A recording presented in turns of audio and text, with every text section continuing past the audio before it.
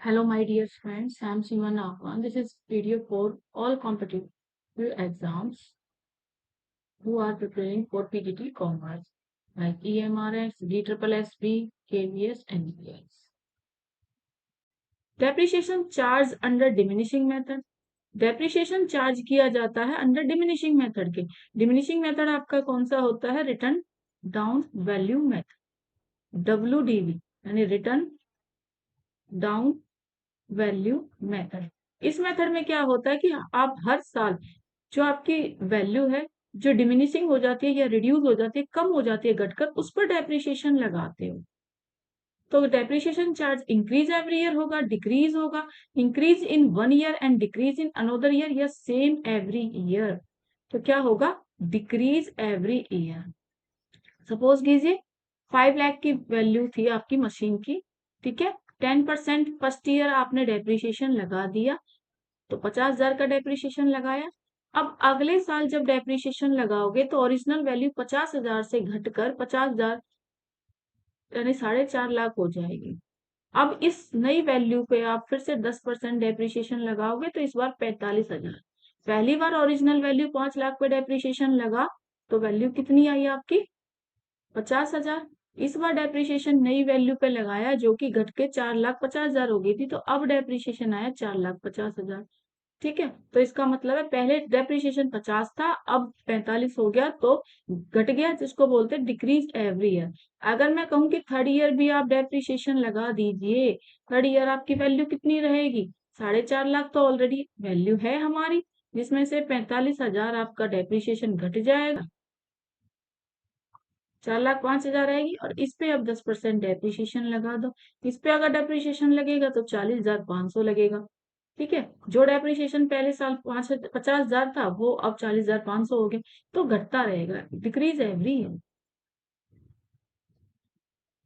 The loss on sale of an assets is debited to. अगर assets को बेचते वक्त कोई लॉस होता है तो उसे कहाँ डेबिट किया जाएगा? ऑप्शन देख लेते हैं। P&L account, trial balance, credit side, balance sheet या ट्रेडिंग अकाउंट। तो उसे कहाँ डेबिट किया जाएगा? P&L के डेबिट अकाउंट में। आपने नॉमिनल रूल तो पढ़ा ही होगा। नॉमिनल रूल क्या कहता है? All expenses and losses are debit. जितने भी एक्सपेंस या लॉस होंगे वो डेबिट होंगे, और जितनी भी इनकम होंगी या फिर प्रॉफिट होंगे वो क्रेडिट होंगे। या तो ऐसे याद रखें, लॉस हमें मिल रहा है तो लॉस तो डेबिट होगा। ठीक है, तो डेबिट बात क्लियर है। क्योंकि हम सेल कर रहे हैं एसेट्स को बेचने पे, तो ये कहाँ जाएगा? हमारा P&L में, क्योंकि ये इनडायरेक्ट एक्सपेंस में, इनडायरेक्ट लॉसेस में आ जाएगा। इनडायरेक्ट लॉस और एक्सपेंस हमारे कहाँ जाते हैं? P&L अकाउंट में। ठीक है, ट्रायल बैलेंस के क्रेडिट बैलेंस में तो ये आएगा ही नहीं, बैलेंस शीट में लॉस नहीं जाएगा। ठीक है, और ट्रेडिंग अकाउंट में तो आपके डायरेक्ट एक्सपेंस आते हैं। तो राइट आंसर क्या हो गया? Machinery which cost 2 lakh is depreciated at 25% per year using the written down value method। क्या यूज कर रहे हैं? Return down value method use किया जा रहा है every year. Eight the end of 3 year it will have a net book value of. कह रहा है कि 2 लाख की मशीन है, वैल्यू दी हुई है आपको 2 लाख, और कह रहा है कि 3 साल तक आप 25% डेप्रिसिएशन लगाओ, वो भी किस मेथड से? डेप्रिसिएशन लगाने के दो मेथड ज्यादा पॉपुलर हैं, SLM और WDV। अब कह रहा है क्वेश्चन की WDV से डेप्रिसिएशन लगाओ घटती हुई वैल्यू पे। पहले साल लगा देते हैं 2 लाख पे 25%, 25/100 को 1/4 मान लेते हैं, और 2 लाख पे लगाएंगे 25%, तो 50,000 आ गया। अब 2 लाख आपकी वैल्यू है, उसमें से 50,000 डेप्रिसिएशन को लेस कर दो तो वैल्यू घटकर 1.5 लाख हो गई। अब इस पे अगर मैं दूसरी साल लगा दूं डेप्रिसिएशन, तो 25% फिर से लगाइए 1.5 लाख पे, 1/4 आ गया। 4 से इसे काट दीजिए, 4×3 = 12, 3 उधर बचे, 4×7 = 28, और 2×4=20, और 2 जीरो। ठीक है, 37,500। अब जो ओरिजिनल वैल्यू 1.5 लाख है, जिसमें से 37,500 घटा दो, 1.5 लाख में से 37,500 घटा दो, तो देखिए 500 तो यहाँ बचे, यहाँ बचा 9, 2, 4 में से 1,12,500। अब ये वैल्यू आपकी थर्ड ईयर में फिर से डेप्रिसिएशन लगाओ, ठीक है। अब 1,12,500 पे तीसरे साल भी 25% यानी 1/4 से डेप्रिसिएशन लगाइए। 4 दूनी 8, 3 इधर बच्चा रट्टे 32, 4 एकम 4, 2 5, 28,125। ओरिजिनल वैल्यू है 1,12,500, जिसमें से डेप्रिसिएशन वैल्यू है 28,125। लेस करें 5, यहाँ पे बचा 9, यहाँ बचा 4, 9 में से 2 गए 7, 4 में से 1 गया 3, ठीक है। यहाँ बचे 12, तो यहाँ बचा 10, 12 में से 8 गया 2, और यहाँ पे 10 में से 2 गए 8, 12 में से 8 गया 4, ठीक है। तो वैल्यू आ गई 84,375। तीसरे साल जो आपकी घट कर वैल्यू रह जाएगी वो 84,375 रह जाएगी। राइट आंसर आपका बी हो जाएगा। Depreciation is charge on, depreciation किस पे लगाया जाता है? Current assets, fixed tangible assets, none, या करंट या फिक्स असेट्स? तो डेप्रिसिएशन आपका हमेशा फिक्स टेंजिबल एसेट्स पे लगाया जाता है, ठीक है। जैसे कि प्लांट एंड मशीनरी,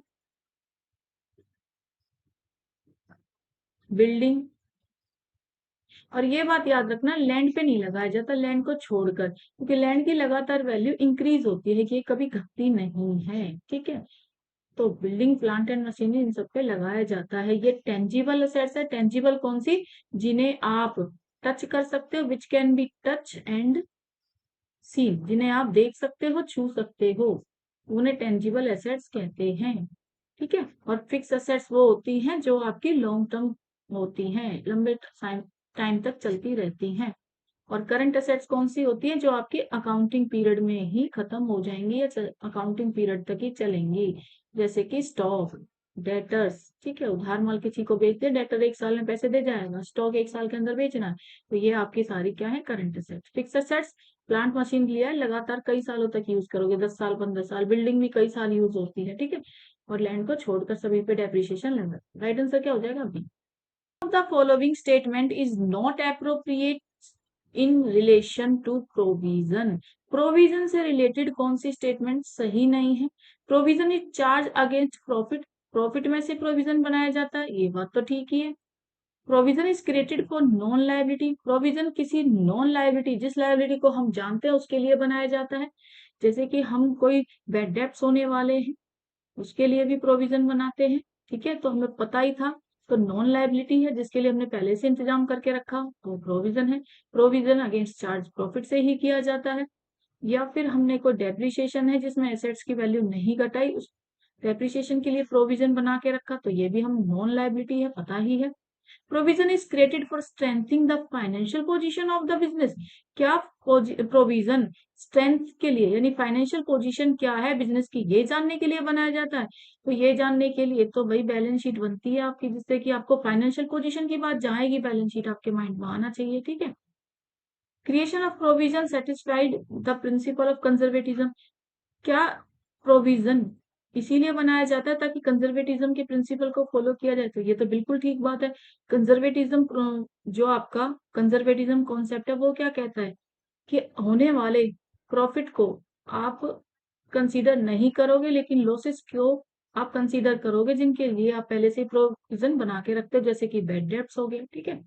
तो आपसे नोट्स ट्रू पूछी है, जो सही नहीं है, तो सी आपकी गलत इंफॉर्मेशन है, ये सही नहीं है, तो राइट आंसर सी हो जाएगा। डैश में be invested outside the business to earn income, business से बाहर कुछ हम इन्वेस्ट कर देते हैं, कुछ पैसा इन्वेस्ट कर दिया ताकि हमें इनकम हो, तो ये क्या कहलाया जाएगा? डेप्रिसिएशन, रिजर्व प्रोविजन, या ऑल ऑफ दी अबव?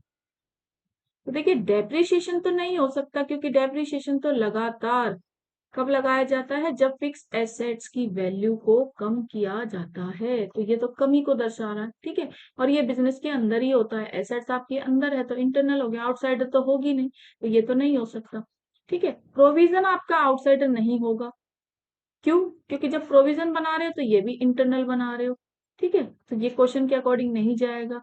और प्रोविजन आपका इन्वेस्ट नहीं है, ठीक है। एक प्रावधान है, एक सावधानी है कि आने वाले खर्चे इसमें से आप प्रोविजन से कर लोगे। रिजर्व होता है आपका, जो कि आउटसाइड भी रख दिया जाता है, आउटसाइड मतलब बिजनेस से बाहर, जहां से कि आपकी इन्वेस्टमेंट होती रहे और अर्निंग होती रहे। इन्वेस्टमेंट्स में होती है जहां से कि आपको इंटरेस्ट मिलता रहे, ठीक है। डिबेंचर्स लिए हैं तो इंटरेस्ट मिलेगा, और कहीं के शेयर्स खरीद लिए हैं तो उस पे आपको डिविडेंड मिलेगा। तो रिजर्व आपका बी राइट आंसर हो जाएगा। Provision is created by debited. Provision कब क्रिएट किया जाएगा? जब क्रिएट किया जाएगा तो क्या डेबिट होगा? PNL account, none of the PNL appropriation या ट्रेडिंग। भाई पीएनएल जब बनाया जाता है तो वो प्रॉफिट पे ही तो चार्ज होगा, और जब आप उसे प्रॉफिट पे चार्ज करोगे तो प्रॉफिट के डेबिट में ही तो दिखाओगे, ठीक है। तो पीएनएल अकाउंट के डेबिट में दिखाओगे। अप्रोप्रिएशन में तो आपके रिजर्व्स चले जाते हैं, वो भी पार्टनरशिप से रिलेटेड, ठीक है, पार्टनरशिप से रिलेटेड। ट्रेडिंग में आपके डायरेक्ट एक्सपेंसेस जाएंगे। Depreciation on fix assets is cash transaction है, इंटरनल ट्रांजेक्शन है, external transaction, no transaction at all. Depreciation fix assets पे लगाया तो जाता है, जैसे कि प्लांट एंड मशीनरी की वैल्यू कम हो गई तो प्लांट एंड मशीनरी पे लगाया जाता है, ठीक है। तो क्या ये कैश है? तो देखिए पहली बात तो ये कि नॉन कैश ट्रांजेक्शन है, नॉन कैश ट्रांजेक्शन। क्यों? क्योंकि डेप्रिसिएशन आपका कहीं आउटफ्लो नहीं हो रहा, बाहर कैश के रूप में बाहर नहीं जा रहा, कैश की कहीं पेमेंट नहीं होती, ठीक है। डेप्रिसिएशन का मतलब ये है कोई मशीन टूट फूट होकर 10 साल में बेकार हो जाएगी, तो 10 साल बाद आपको जब नई मशीन लानी होगी तो धीरे धीरे डेप्रिसिएशन वैल्यू में दिखा के उस पैसे को आप इकट्ठा कर रहे हो ताकि नई मशीन खरीद लो, ठीक है। तो नॉन कैश ट्रांजेक्शन है, बाहर तो खर्चा कोई हो ही नहीं रहा है, तो कैश ट्रांजेक्शन तो नहीं होगा। बाहर भी आप पैसे नहीं भेज रहे हो कहीं, तो बाहर से रिलेटेड भी नहीं है, बिजनेस के अंदर ही एक प्रोविजन बना के रख लेते हो, ठीक है। या तो प्रोविजन बना के रख लेते हो या डेप्रिसिएशन अकाउंट बनाते हो, उसमें पैसे डालते रहते हो, ये पैसा आप बाद में नई मशीन के लिए यूज कर लोगे, ये आपके टैक्स को भी कम कर देता है, ठीक है। तो ये इंटरनल ट्रांजेक्शन है, बी आपका राइट आंसर हो जाएगा। डेप्रिसिएशन इज अ रिजर्व है, प्रोविजन है, दोनों है या नहीं? कुछ भी नहीं है, नन ऑफ दीज। देखिए डेप्रिसिएशन जब किया जाता है तो प्रोविजन के रूप में किया जाता है कि प्रॉफिट पे ही चार्ज किया जाता है, प्रॉफिट में से, ठीक है। आप डेप्रिसिएशन के लिए कुछ अमाउंट डालते जाते हो, तो रिजर्व तो नहीं है। रिजर्व को तो हम बाहर भी इन्वेस्ट कर सकते हैं, आउटसाइडर भी हो सकता है। रिजर्व आपका कैपिटल रिजर्व भी हो सकता है, स्पेसिफिक रिजर्व भी हो सकता है किसी स्पेशल पर्पस के लिए, ठीक है, उसी को कैपिटल बोलते हैं। और रेवेन्यू रिजर्व भी या जनरल रिजर्व भी हो सकता है। और डेप्रिसिएशन के साथ क्या मैच करेगा? Provision. Term depreciation is use to write off. जो डेप्रिसिएशन की टर्म है वो किसको राइट ऑफ करने के लिए यूज की जाती है? फिक्स असेट्स को, tangible fix assets other than land, intangible assets, wasting assets. तो देखिए जो डेप्रिसिएशन वर्ड है वो यूज किया जाता है हमेशा फिक्स असेट्स की वैल्यू जब कम होती है। फिक्स असेट्स आती किस में है? टेंजिबल असेट्स में। और सारी फिक्स असेट्स को, बट लैंड को छोड़कर, एक्सेप्ट लैंड। लैंड की वैल्यू कभी भी नहीं घटती, तो ये हमेशा इंक्रीज होती है, तो लैंड को तो छोड़ दो। बाकी सारी फिक्स असेट्स को ले लो, जैसे कि बिल्डिंग को ले लो, प्लांट एंड मशीनरी को ले लो, ठीक है। और ये सारी क्या होती है? Tangible assets. टेंजिबल मतलब कि आप टच कर सकते हो, सीन कर सकते हो, ठीक है। तो आपका बी राइट आंसर हो जाएगा।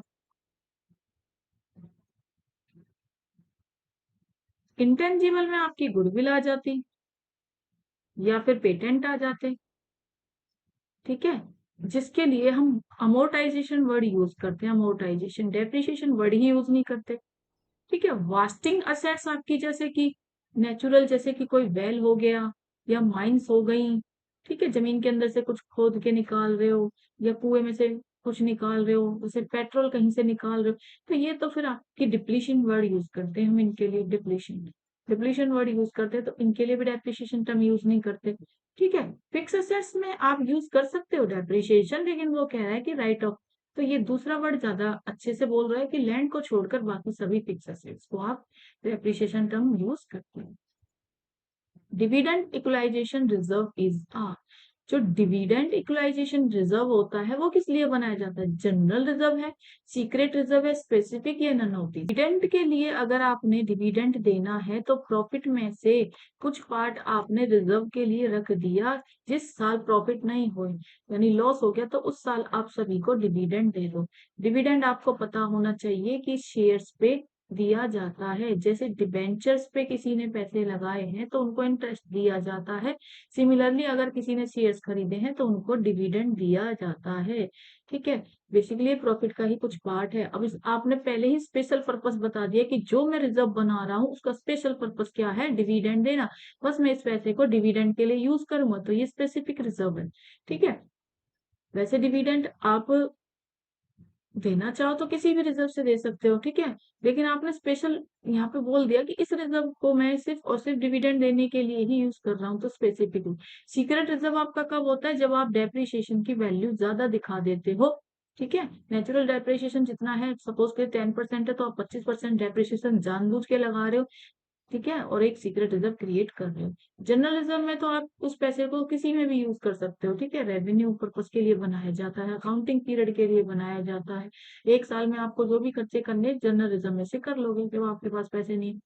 तो राइट आंसर डिविडेंड इक्वलाइजेशन के साथ स्पेसिफिक रिजर्व हो जाए। What is the rate of charging depreciation under diminishing method? 12%, 15%, 10%, not fix. तो भाई ये फिक्स नहीं होता, आपको क्वेश्चन में दिया होता है। ठीक है, फिक्स थोड़ी है ये। तो जो डिमिनिशिंग मेथड हो या फिर एसएलएम मेथड हो, डेप्रिसिएशन की वैल्यू तो निकाली जाएगी। डिपेंड करता है कि आपकी कॉस्ट ऑफ मशीन क्या है। ठीक है, उसमें से आप स्क्रैप वैल्यू कितनी यूज कर रहे हो divided by estimated of life कितनी है। ठीक है, तो हर असेट्स की वैल्यू और कॉस्ट ऑफ मशीन अलग अलग है, तो वैल्यू अलग ही अलग आएगी। डिमिनिशिंग हो या एसएलएम हो, डेप्रिसिएशन का कोई रेट फिक्स नहीं है। Depreciation is charge on current assets, fix assets total या फिक्स्ड एसेट्स। तो डेप्रिसिएशन हमेशा चार्ज किस पे किया जाएगा, फिक्स एसेट्स पे, और लैंड को छोड़कर, एक्सेप्ट लैंड। ठीक है, लैंड को छोड़कर बाकी जितनी फिक्स एसेट्स हैं, जैसे कि बिल्डिंग हो गई, मशीनरी हो गई, प्लांट हो गया, फर्नीचर हो गया, कंप्यूटर हो गया, वैन हो गई, सारी एसेट्स जो लंबे टाइम तक आप यूज कर रहे हो, सब पे फिक्स एसेट्स पे डेप्रिसिएशन चार्ज किया गया। करंट एसेट्स तो अकाउंटिंग पीरियड में ही यूज की जाती हैं, जैसे कि डेटर्स हो गए, आपका कैश हो गया, कैश चाहे एट बैंक हो चाहे कैश इन हैंड हो। ठीक है, स्टॉक हो गया, प्रीपेड एक्सपेंसेस हो। फिक्सेसियस असेट्स होता है जैसे कि आपने लॉस दिखा दिया है, अगर कोई इशू ऑफ डिबेंचर्स किए हैं या इशू ऑफ शेयर्स किए हैं, तो वहां जो लॉस है उसको फिक्सेसियस असेट्स में डाल दो। अंबुजा सीमेंट लिमिटेड परचेज कर रहा है एक मशीन 1 जनवरी 2020 को, 1,20,000 की कोई मशीन लाए। इंस्टॉलेशन एक्सपेंसेस वर 10,000।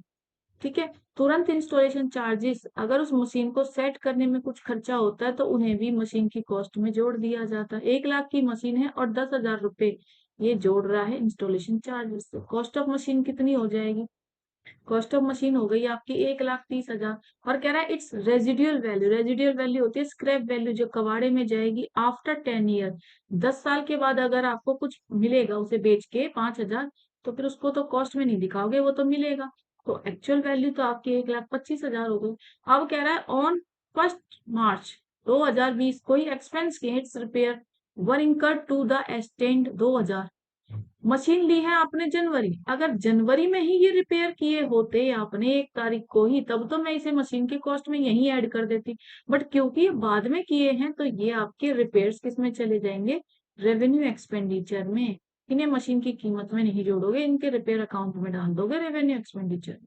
तो फिलहाल क्वेश्चन में तो आप इनको इग्नोर करें, कंफ्यूजन के लिए आपको दिए हुए हैं। Depreciation provide under straight line method, SLM method से आपको डेप्रिसिएशन लगाना, यानी जो वैल्यू फिक्स है डेप्रिसिएशन की वही आपको हर साल ओरिजिनल वैल्यू पर लगाना। ओरिजिनल वैल्यू क्या, 1,25,000। Books are close 31 March every year, 31 March तक आपको डेप्रिसिएशन लगाना, यानी 1 अप्रैल से आपका अकाउंटिंग पीरियड स्टार्ट होगा, 31 मार्च तक खत्म होगा। The amount of depreciation for the current year will be, depreciation निकालना है। डेप्रिसिएशन वैल्यू निकालने का फॉर्मूला क्या होता है, डेप्रिसिएशन वैल्यू निकालने का फॉर्मूला होता है कॉस्ट ऑफ मशीन माइनस में scrap value divided by estimated life of machine. Cost of machine आपकी 1,20,000 में तो मशीन खरीद के लाए हो, 10,000 उसके एक्सपेंस दिए, तो 1,30,000 हो गई। स्क्रैप वैल्यू या रेसिडुअल वैल्यू दी है 5,000। एस्टिमेटेड लाइफ कह रहा है 10 साल, तो 1,25,000 को डिवाइडेड बाय 10 कर दो तो 12,500, जो कि पूरे साल का है। जनवरी में आप मशीन ला रहे हो और 31 मार्च के लिए आपको करंट ईयर में लगाना है। तो जनवरी और फरवरी और मार्च 3 महीने आपके पास मशीन रही, तो अमाउंट कितना आया डेप्रिसिएशन के? पूरे साल का तो है 12,500। अगर मैं 12,500 पे सिर्फ और सिर्फ 3 महीने के लिए डेप्रिसिएशन लगाऊं तो कितना आ जाएगा? 3/12 कर दो, तो 1/4, 4 से डिवाइड कर दो, 4×3=12, 4×1=4, 2, तो आंसर कितना आ जाएगा? 3,125। राइट आंसर क्या हो जाएगा? एक, क्योंकि यहाँ पे आपसे 3 मंथ का पूछा, करंट ईयर का। Under reducing balance method depreciation is to charge. अगर मैं बात करूं रिड्यूसिंग वैल्यू मेथड के अंदर डेप्रिसिएशन चार्ज किस पे किया जाता है? Scrap value, original value, real value, none of these. तो देखिए, स्क्रैप वैल्यू तो होती है जो कबाड़े में बिकेगा माल, यानी जो टूट फूट होने के बाद लास्ट में जो वैल्यू बचेगी, तो इस पे तो कभी भी हम डेप्रिसिएशन नहीं लगाते। ओरिजिनल वैल्यू वो होती है जब पहली बार आप परचेज कर, तो ओरिजिनल वैल्यू, तो परचेज वैल्यू पे तो आप एसएलएम मेथड से लगाते हो। अब बचा क्या? Real value. रियल वैल्यू जो मार्केट में अभी उसकी है, ठीक है, डेप्रिसिएशन घटाने के बाद, यानी डिमिनिशिंग मेथड। डिमिनिशिंग मेथड यानी घटती हुई वैल्यू पे आप हर बार डेप्रिसिएशन चार्ज, तो रियल वैल्यू पे लगेगा। आंसर हो जाएगा C. Which of the following is a correct distinction between a revenue reserve and a capital reserve? दोनों में से कौन सा करेक्ट डिस्टिंक्शन होता है? डिफरेंस, अंतर है। डिफरेंस पूछा है किस किस में? रेवेन्यू रिजर्व और कैपिटल रिजर्व में। Revenue reserve is created out of capital profit. देखिए, अगर आप रेवेन्यू रिजर्व बना रहे हैं तो वो रेवेन्यू रिजर्व रेवेन्यू प्रॉफिट से बनेगा, कैपिटल प्रॉफिट से तो नहीं बनेगा। रेवेन्यू प्रॉफिट कौन सा होता है? जो कि अकाउंटिंग ईयर 1 साल के अंदर आपने कमाया है। और कैपिटल प्रॉफिट यानी जब बिजनेस स्टार्ट किया था या फिर बाद का, कई सालों का माना जा सकता है, ठीक है, या एसेट्स को बेच के प्रॉफिट कमा लिया। लेकिन रेवेन्यू रिजर्व में आप रेवेन्यू प्रॉफिट आपके स्टॉक को बेचकर ही कमाया जाएगा, जो हर साल की आपकी अर्निंग है बेसिकली, उसमें से ही आप रेवेन्यू रिजर्व बनाओगे। तो ये तो हो ही नहीं सकता। Whereas a capital reserve is created out of business profit. उल्टा बोल रहा है, कह रहा है कि जो कैपिटल रिजर्व है वो आउट ऑफ बिजनेस प्रॉफिट से बना रहे हैं। तो यहाँ पे कैपिटल की जगह रेवेन्यू आना था, क्योंकि बिजनेस प्रॉफिट से तो रेवेन्यू बनाया जाएगा, तो ये आंसर तो हो गया गलत। दूसरा कह रहा है revenue reserve can be used for distribution of dividend. Dividend आपके शेयर्स पे दिए जाते हैं, और क्योंकि शेयर्स आपके लॉन्ग टर्म को शो करते हैं, तो ये कैपिटल रिजर्व से दिए जाएंगे। और यहाँ क्वेश्चन आपसे बोल रहा है कि रेवेन्यू रिजर्व से दिए जा रहे हैं, तो ये भी गलत हो गया यही। With certain preconditions whereas a capital reserve can be used for distribution of dividend without any preconditions। तो क्वेश्चन स्टार्टिंग में ही गलत हो गया है, तो आगे भी ये गलत ही है। Revenue reserve is created for strengthening the financial position. कह रहा है कि रेवेन्यू रिजर्व क्रिएट किए जाते हैं ताकि आपकी फाइनेंशियल पोजीशन मजबूत हो। देखिए, रेवेन्यू रिजर्व आपके अकाउंटिंग पीरियड के एक्सपेंस को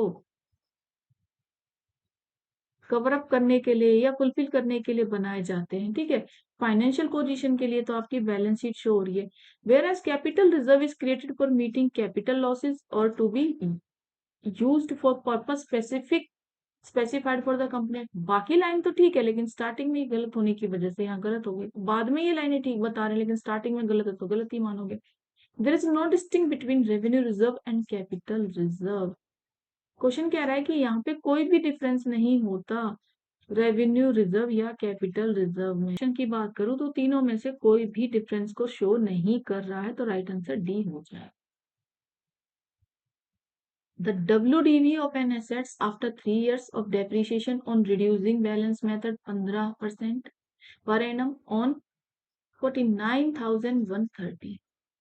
कह रहा है कि WD वैल्यू से एक एसेट्स दे रखी है, उस पर 3 साल लगातार डेप्रिसिएशन लगाओ 15% के रेट से। What was its original value? तो डेप्रिसिएशन लगाने के बाद वैल्यू घटकर तो ये हो गई, यानी ये तो आफ्टर डेप्रिसिएशन वैल्यू दी हुई है। आपसे पूछ रहा है कि इसकी ओरिजिनल वैल्यू क्या रही होगी।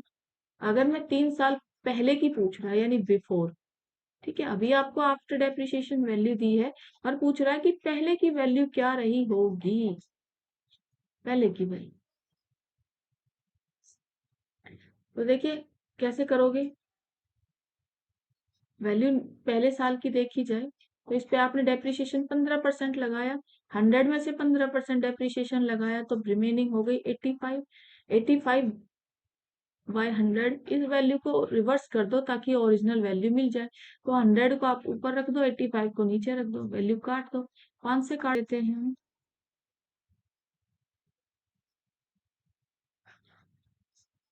डायरेक्ट अगर मैं डिवाइड कर दूं 85, तो पहली वैल्यू तो जाएगी आपकी 8×40,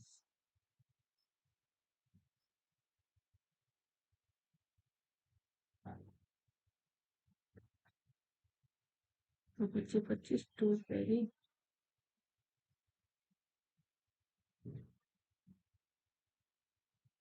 6 3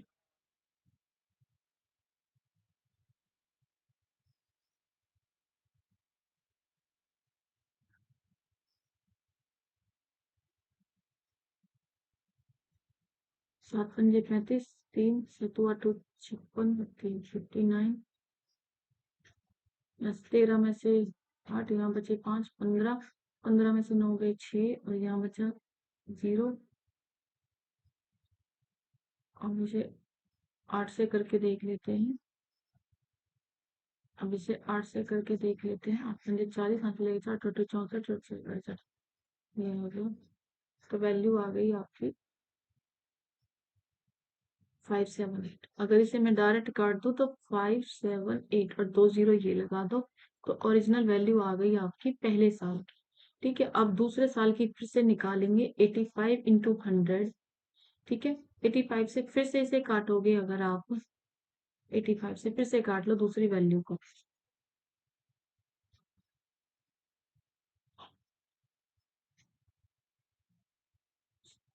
57800।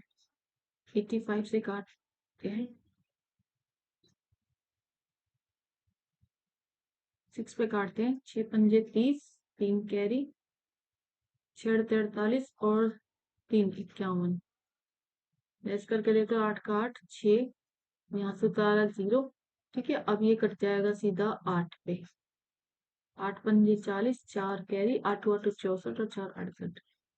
ठीक है, और 2 0 यहाँ के ये आ गए, तो 6 8 2 0 68,000 आ गए। इसमें से फिर से थर्ड ईयर की वैल्यू निकालें, तो फिर से 85 से काट दो। ठीक है, तो 85 से फिर से जरा डिवाइड करके देख लो, तो 8 पे जा रहा है सीधा। 8×5 = 40, 8 8 64 और 4 68, और ये 2 0 यहाँ लगा दो। ठीक है, 800 तो यहाँ से मिल गया मुझे काट के, और 2 0 ये भी। 80,000 आंसर।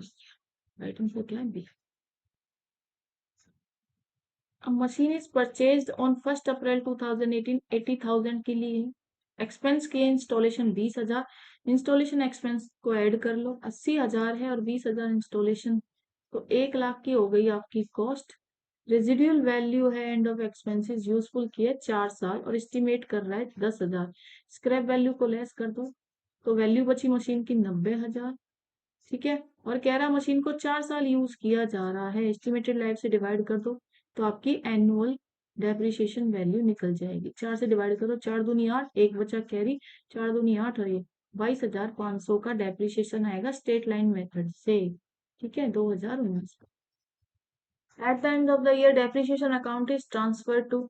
अगर साल के अंत में डेप्रिसिएशन बचता है तो उसे ट्रांसफर कहाँ किया जाएगा? Balance sheet, trading account, P&L appropriation account. Depreciation बचता है तो बैलेंस शीट में एसेट्स में से उसे घटा के ट्रांसफर कर दिया जाएगा। एसेट्स सपोज करो 5 लाख की है, तो डेप्रिसिएशन 50,000 का है, तो बैलेंस शीट में वैल्यू मशीन की 4.5 लाख की दिखाई जाएगी। बैलेंस शीट राइट आंसर होगी। अगर आपको मेरी वीडियो पसंद आ रही है तो प्लीज लाइक करें, शेयर करें और चैनल को सब्सक्राइब कर लें, ताकि आपको मेरे जैसे ही मैं वीडियो डालूं नोटिफिकेशन मिल जाए। Thank you for watching.